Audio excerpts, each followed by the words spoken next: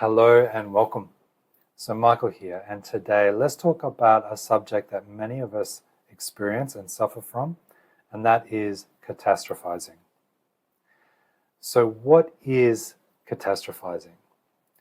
Catastrophizing is when we imagine and worry about the absolute worst case scenario in a particular situation. So this usually leads us to increased feelings of anxiety, stress, and it decreases our overall well-being. So many of us fall into this thought pattern. It's like being on a train that's hurtling towards disaster. The goal here is not to step off the train, but to redirect the train so that it's more on a path towards resilience, peace, and clarity. So let's take an example. Say we're at work and we're about to give a presentation. Your mind starts spiraling, and suddenly you start thinking thoughts like, what if I forget what to say? What if they laugh at me? What if I lose my job? These are all examples of catastrophizing. So in this video, here's 6 techniques that we can use that'll help shift and reduce the tendency towards catastrophizing. First though, let's acknowledge those feelings. It's okay to feel nervous. It's okay to feel afraid. These feelings are valid and natural. So technique 1 is called mindfulness. Mindfulness means staying present.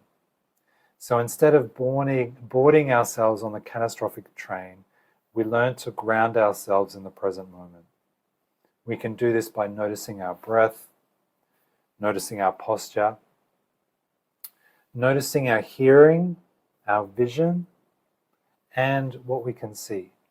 These are all strategies that help us ground into the present moment. So technique 2 is called reality check. Ask yourself, how likely is this worst case scenario? More often than not, the reality isn't as dire as we imagine. Learn to objectively analyze the situation and analyze your thoughts. Technique number 3 is called EFT Tapping.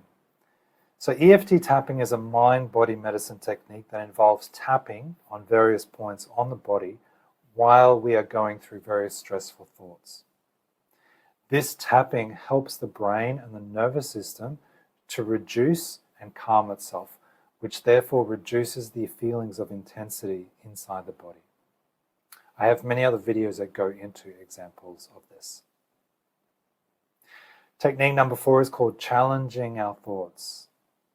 So are there other possible outcomes? Could there actually be a positive outcome to this? Remember, your thoughts are not always facts.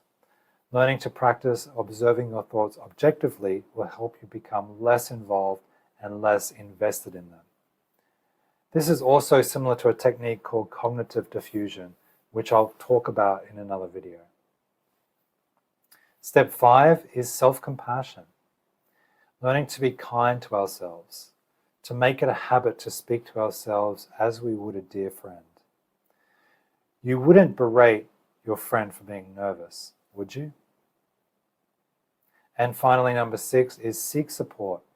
So don't be afraid to reach out to a trusted friend or a professional. We all need help sometimes.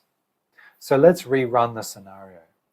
You're still nervous about your presentation coming up, but now you take deep breaths, you stay calm and present.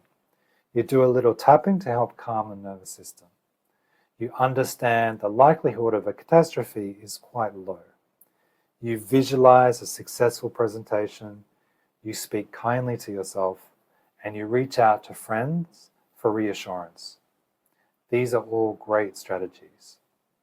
How do you think the presentation would go now? Remember, changing thought patterns and nervous system responses isn't an overnight process. It takes time and it takes practice. But every step and every practice you do will bring you closer to being more calm, more clear, and more peaceful.